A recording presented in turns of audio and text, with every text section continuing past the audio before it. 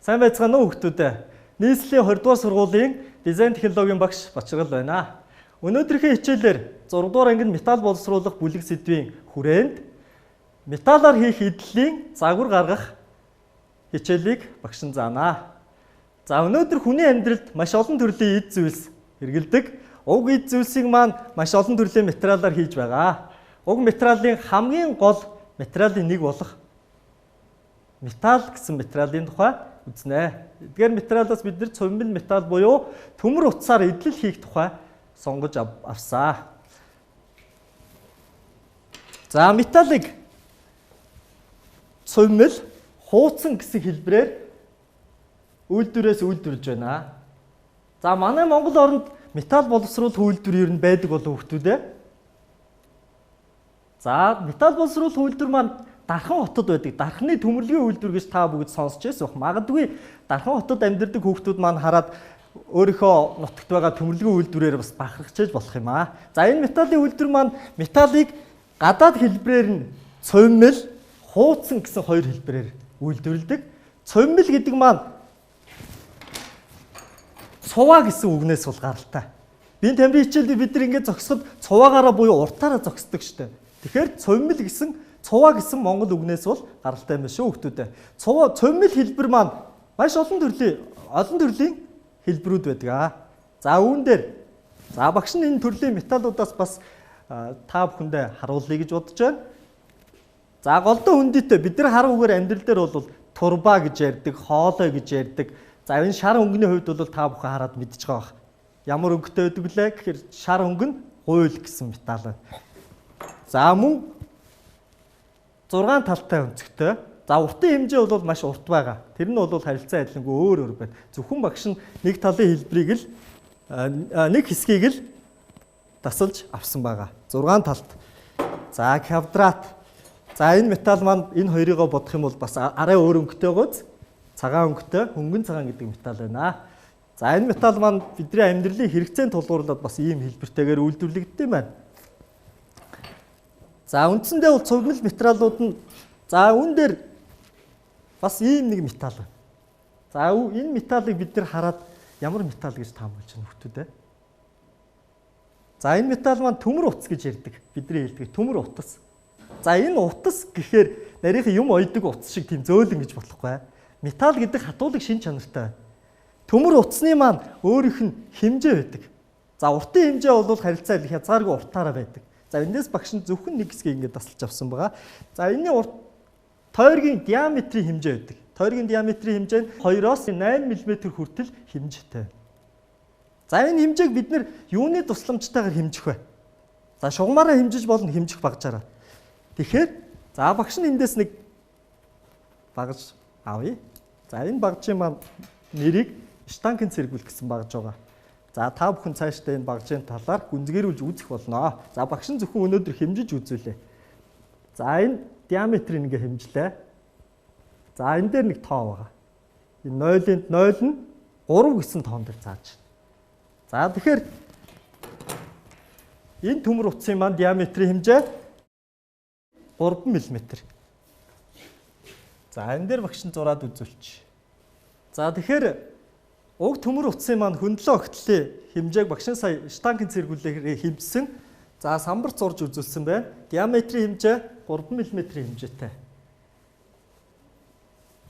Тэгэхээр бид нар сурах хүчиг хамгийн чухал байгаа. Хүүхдүүд та бүхэн багшийнхаа хичээл заахыг заах үйл ажиллагаанд бэлдэж тодорхой хэмжээгээр хичээлийн бэлтгэлээ бас хангасан байгаа байх гэж бодож байна. За тэгэхээр сурах хүч маань бидний хамгийн чухал хэрэглэгдэхүүний нэг байгаа. Сурах хүчгийн 9-р хуудсыг гаргаарай хүүхдүүдээ. 9-р хуудсанд төмөр утсаар хийж болох идэллийн жишээ зураг байгаа. За онлын хэсэгтэй байгаа. За өнөөдрийнхөө хичээлд бид нэр төмөр утсыг ашигласан бүтээл хийх тухай үзнэ гэсэн. За энэ дээр багшийнх нь бидний амьдралд хэрэглэгддэг олон төрлийн идэллүүд байна. Энэ идэллээс зөвхөн 3-4 төрлийн идэллийг ингээд өнөөдөр сонгосон байгаа. Хүүхдүүд маань та нар эндээс баяжуулаад маш олон төрлийн идэллийг хийж болно гэсэн үг. За багш нь эндээс ингээд үзүүлээ. За энэ үлгүүр хараад мэдж байгаа. Үлгүр маань бидний амьдралд янз янзын материалаар хийгдсэн байдаг шүү дээ. Төмрөөр хийхээ хамгийн ач холбогдолтой зүйл нь гэвэл хүүхдүүд бид нэр гэрийн нөхцөлд төмөр байж болно. Захилгааны утас, хатуу биетэй утас нугалж хийж болно. За энэ хэмжээ маш их чухал. Ерөнхийдөө дандаа л үйлдвэрлэгч нар хийсэн байдаг шүү дээ. Тэгэхэд хүүхдүүд бид нар өөрийнхөө мөрний хэмжээнд тохируулж хувцас хийж болно. Өөрийнхөө байж болно, гэр бүлийн гишүүдийнхээ байж болно.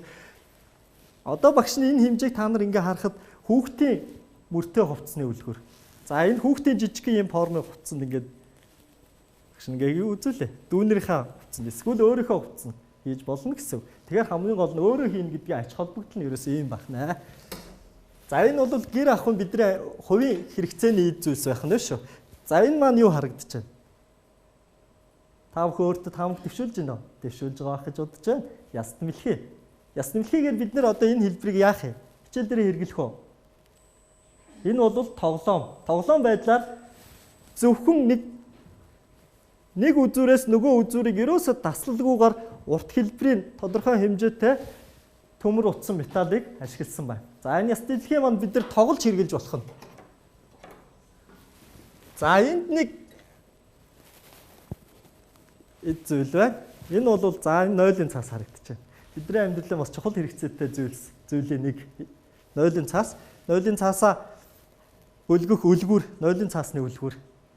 Заавал худалдаж авах шаардлагагүй. Хөдөө орон нутагт амьдарч байгаа хүүхдүүд та бүхэн ч гэсэн гэрийнхээ, сургуулийнхаа бүр хөдөө малчин өрхийг гадаа нойлдоо ингээд ийм үлгүр хийчих болох нь шүү дээ хүүхдүүдээ. Тэгэхээр энэ бол нойлын цаасны үлгүр. За энэ бол ийм чухал зүйл байна. За дараагийн зүйл бол за ингээд та бүхнийг таамаг дэвшүүлж байгаа хаа. За энэ бол манай уламжлалт тоглоом наадгынуудын нэг төмөр онсон тоглоом. Төмөр онс. Төмөр утсаар хийсэн онсон тоглоом байгаа. Энэ тоглоомны маш олон төрлүүд байгаа. За энэ дэшрамд хэлэхэд манай Монгол улс бол онсон тоглоомоороо бол дэлхийд тэргүүлэгч орнуудын нэг нь байдаг гэдгийг бол багш нь их сурвалжаас бус ингээд уншиж танилцж байсан юм байна. За бүгдээрээ өнөөдрийн хичээлээр за та бүхэн энэ самбар руу хараарай хүүхдүүдээ.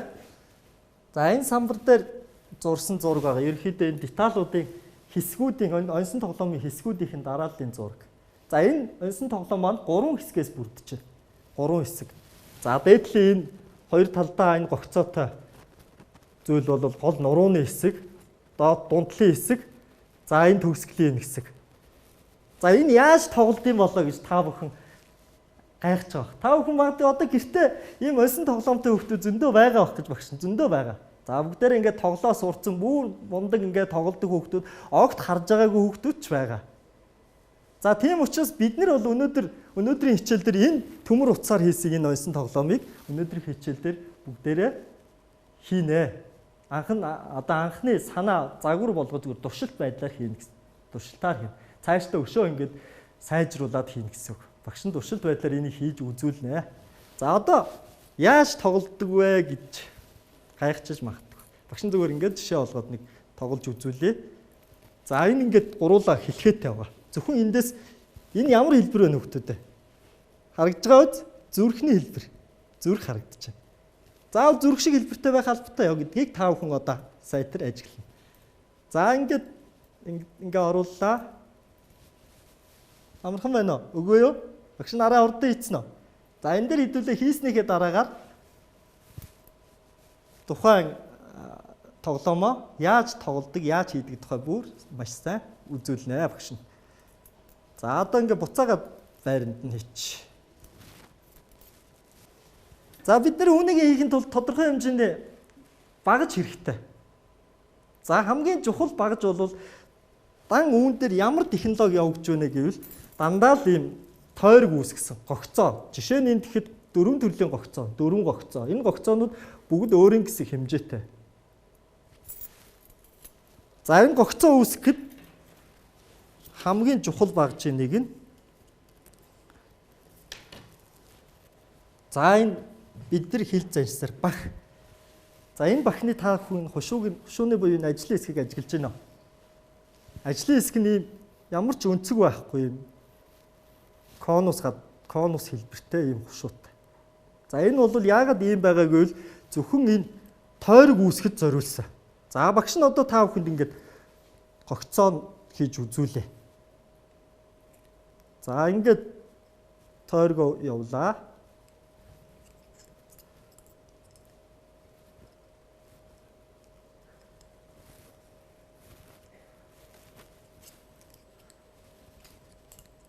За энэ багж маань бол бах маань зөвхөн ингээд тойргийг ингээд ерөөхдөө нь гаргачихж байгаа.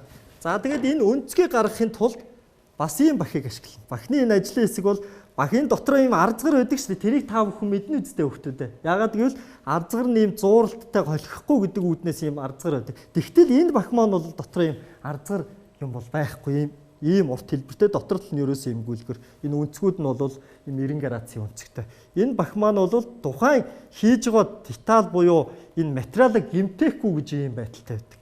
За энэ дээр бол ийм нуглах хэсгүүд бас ийм өнцөг гаргах энэ догол гаргах хэсгүүд орж идэг. За энэ дээрээс гүшин ингээ явчих. За нөгөө тал нь бас адилхан явна. За энэ бахаа бас адилхан ашиглана.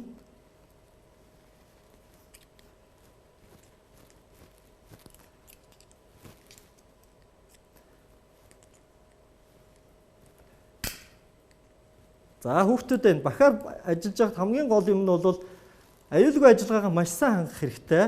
Бах маань хүчтэй бид нар ингэж гараараа базж атгаж байгаа учраас гар хуруугаа гавчхаас бас болгоомжлох нь гэдгийг бол тэгээд эхний ээлжинд та бүхэн ингэж хийхдээ ганцаараа туршиж болохгүй шүү хүүхдүүдээ. Заавал гэр бүлийнхээ гишүүдтэй хамтарч туршаад ингээ хийвэл хамгийн аюулгүй байх болно. За ингээд нэг дэх деталь буюу одоо энэний дээдлийн хэсгийн энэ деталь маань үндсэндээ бий боллоо.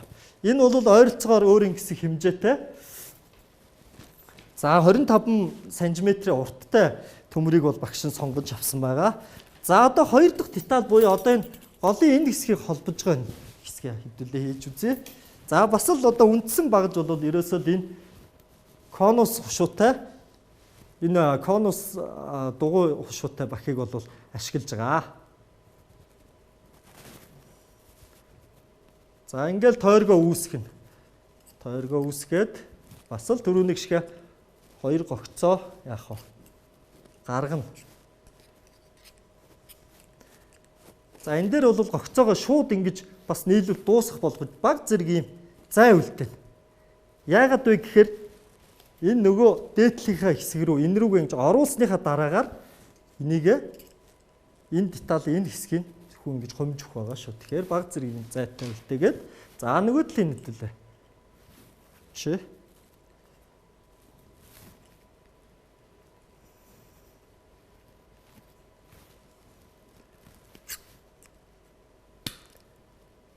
за тэр ингээд багш нь бас аюулгүй ажиллагаагаа маш сайн хангаж хийж байгаа шүү.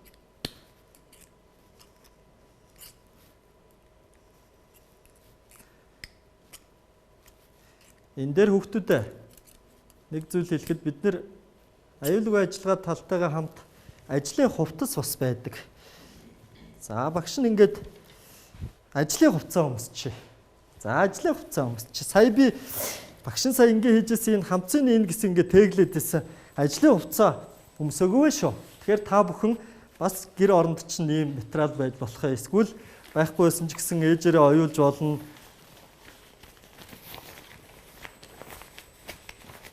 За энэ бол хамцвч зурчин хамгийн түрүүнд. За ингээд.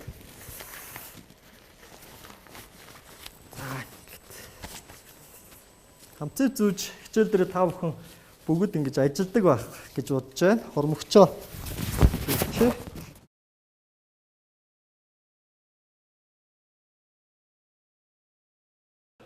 За төмөр утсан металлоо бид нар боловсруулахад технологи дараал гэж байна. Уг металлаа сонгож авахаас гадна үүний гадаад боловсруулалт гэж байна. Гадаад боловсруулалт за энэ тэгшгэн биш юм мөрий далицаа харагдаж байгаа зүгтүүдээ.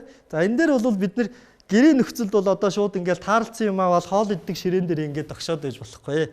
За хатуу тодорхой хэмжээний хатуулаг металл байгаа учраас гараараа нуглахаар одоо энэ багшаа гарч ингээд нуглахаар хоёр тишээ ингээд Тэгэхээр бид нэр бахийг ашиглаж болно. Бах ашиглахаас гадна тийм жижиг хэмжээний та бүхний гэрт ийм алах байгаа байх гэж бодож байна. Алах маань мэдээж ийм зохих үүрэгтэй. Алхахныхаа доотлолт ингээ гурилын модон дээрээ ч юм уу ингээ зохиж болохгүй байх нь шүү дээ.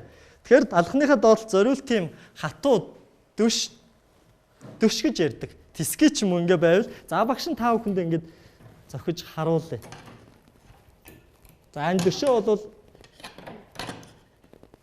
бэхэлсэн байгаа. За энэ дээр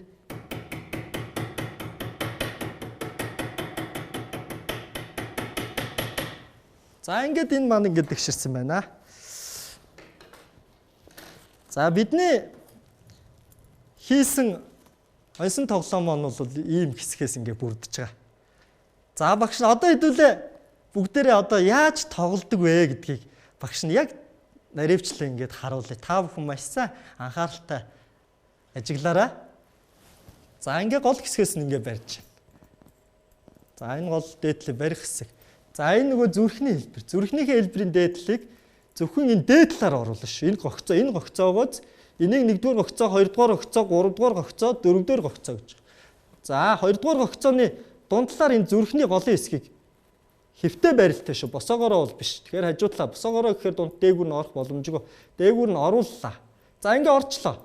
Орчхоор энэ голын энэ нурууны хэсэг чинь яг ийм харалдаа параллел байх хэвээр энэ. Нөгөө зүрхний дунд талын хэсэгтэй.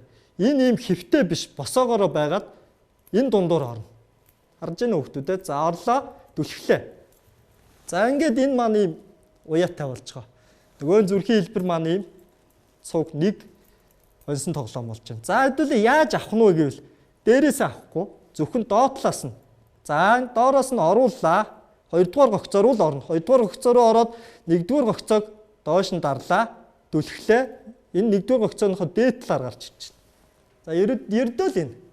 За тэгэхээр хүүхдүүд та бүхэн маань өнөөдрийн хичээлээс өнөөдрийн хичээлийн маань зорилго бол хүүхдүүд та нарт зөвхөн ийм төмөр утсан материалыг ашиглаад мөн ийм утсан материалуудыг ашиглаад ийм энгийн хэрэглээний эд зүйлс үүнээс гадна энэ оюун ухаан хөгжүүлэхийн тоглоом хийх нь бол ийм хийж анхны санаа гаргах, анхны туршилт хийх ийм зорилготой байсан хүүхдүүдээ.